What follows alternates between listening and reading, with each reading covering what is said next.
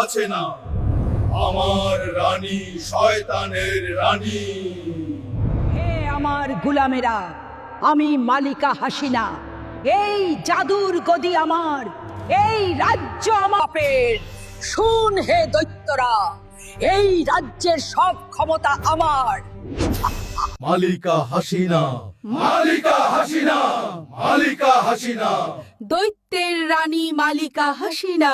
শয়তানের রানী মালিকা হাসিনা, আমাকে জাদুর একটা নাম দাও যাতে প্রজারা আমাকে ভয় পায়।